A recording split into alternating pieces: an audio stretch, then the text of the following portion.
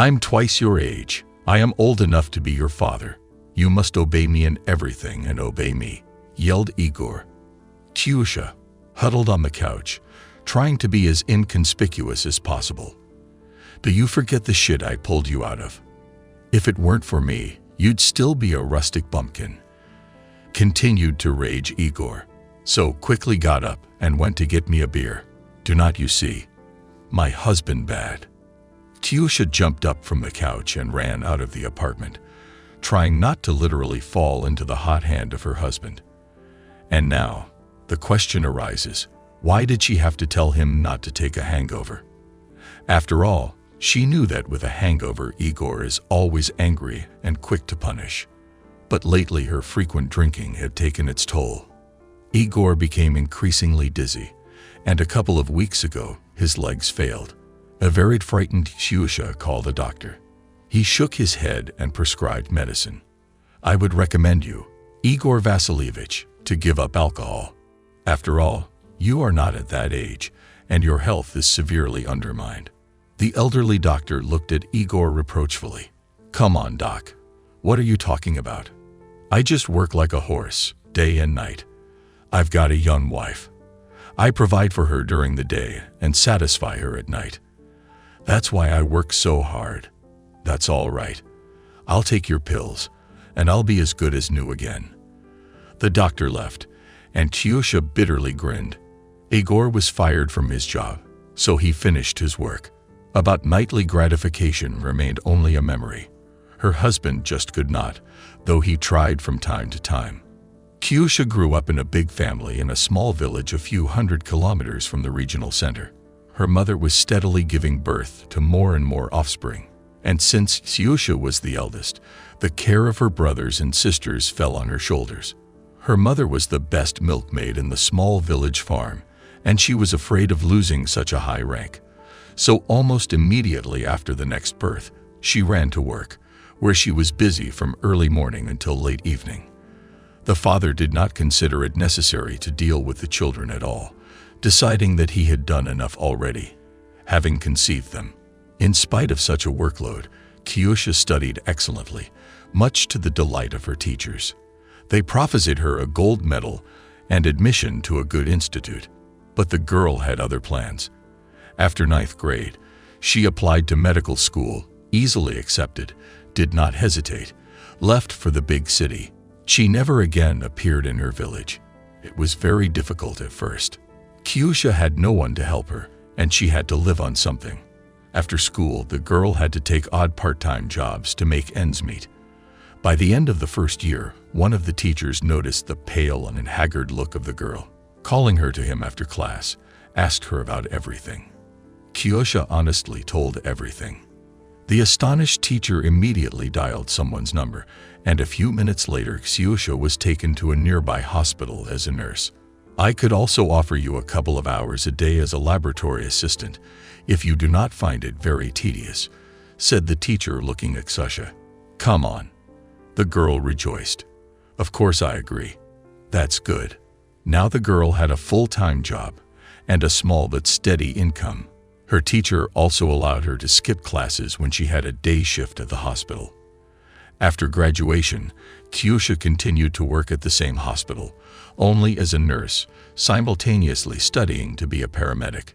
She was allocated a place in a dormitory for out-of-town hospital staff, where Ksyusha met girls like her, nurses.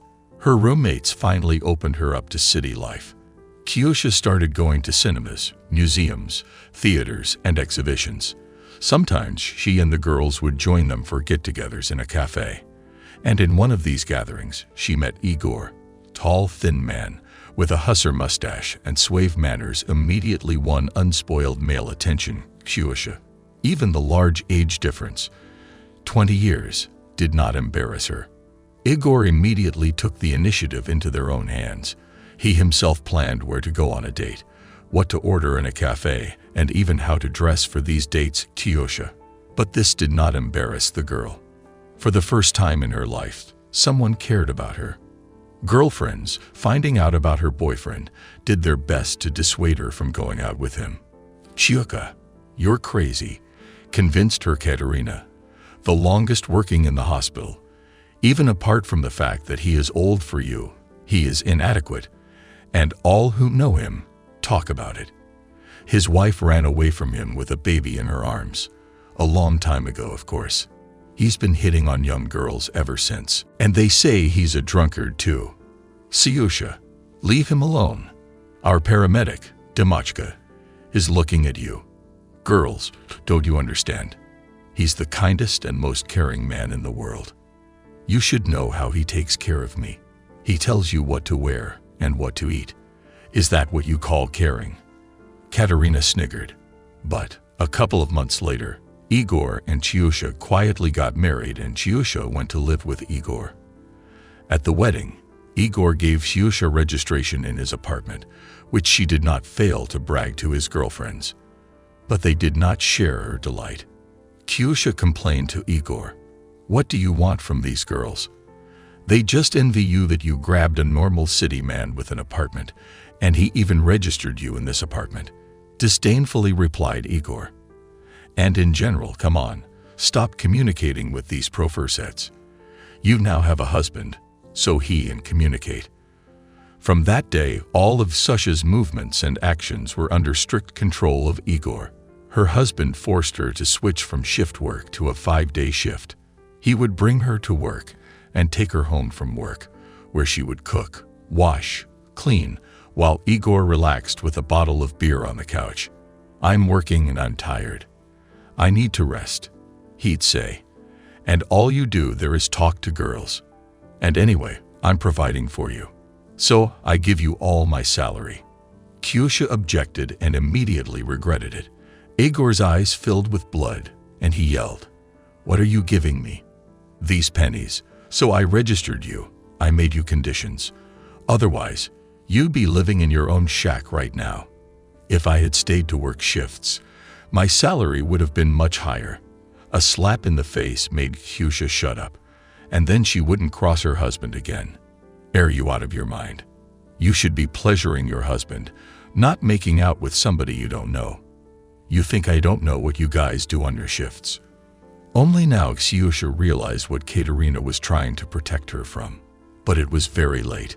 Igor was drinking more and more. Soon he was fired from his job at the hospital and stayed home for several months. Then he got a job again and again for a while. And so it went. After working at a new job for a couple of months, Igor was fired from there with a bang and rested for a few months at home. Ksyusha was ashamed to look her friends in the eye, though they tried to get her to talk and help her.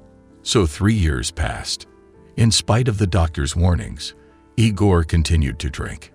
He raised his hand to Ksyusha more and more often, and she found it more and more difficult to hide her bruises. Her girlfriends got married and didn't try to help her much anymore. They had enough worries of their own. Ksyusha bought a bottle of beer, and after thinking about it, took a bottle of vodka. So as not to run again, she grinned sadly to herself. Igor was waiting for her in the kitchen. "Hurry up and get something decent to eat." In the morning, the girl woke up to a scream from her husband. "Ksyusha, you stupid chicken. Come here. Hurry up." The frightened girl rushed to her husband. Yesterday, after getting drunk, he fell asleep right in the kitchen.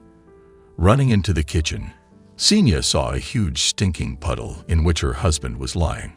"I can't move my legs. And my arms, too. Call a doctor. Get me on the bed." Looking at Igor, Ksyusha literally sixth sense realized. Her suffering is over. She slowly called an ambulance and went into the room to wait for its arrival. Igor was still yelling something in the kitchen, but she did not care. Finally, the doctor arrived. After examining Igor, he took him to the hospital, where he stayed. Ksenia came to visit him only a week later. First, she cleaned the apartment. Then she went to work, asking to be transferred back to her shifts. Igor was almost completely paralyzed. He could only move his left arm. On top of that, the wound on his leg, which he had received when he fell, caused gangrene. It had to be amputated. "Where have you been?" her husband yelled at Ksyusha as soon as she entered the room. "You're supposed to sit next to me, and take care of me. Probably having fun with men. Well, I'll give you one now. So, Ksyusha said firmly, either you start talking to me normally or I'll leave and never show my face here again. Igor, realizing the infirmity of his situation, shut up. The case is very serious. The doctor looked at Ksyusha seriously, but there is a little hope. Of course, Igor Vasilievich won't be the same. You understand yourself. Age and a severely undermined organism give almost no chance for a full recovery. But if you are ready to fight, then I can recommend a private clinic in Switzerland. They really work wonders there. There's a chance. What for? Xenia interrupted him. Excuse me. The doctor looked at the woman sitting opposite him in surprise. She was looking at him calmly. Very thin, with a haggard face, the eyes of an old woman, and poorly plastered bruises all over her exposed body. I'm sorry, said the doctor. I understand you, of course, and I don't condemn you. Did you talk to the doctors? Where will they send me? No place. You're gonna stay here. What do you mean here? But I'm going to freeze to death here. I can't die. You owe me. I'm old enough to be your father. You have to get me out of here. I don't have that kind of money. Take out a loan. Sell the apartment. You have to cure me. Ksyusha silently stood up and left the room. 6 months later, Igor died quietly in his hospital bed. Ksyusha buried her husband. Igor's first wife, Nadezhda, and her adult daughter were also present at the funeral. How did you put up with him all these years? Wondered the woman. Ksyusha shrugged her shoulders. We will not claim the apartment. Thank God, my second husband is a very well-off man, and we do not need it, but you need it more. Thank you, Xenia said quietly. 6 months later, Ksyusha married a paramedic Damashka, and in another year she gave birth to wonderful twin girls, Ksyusha and Nadyusha.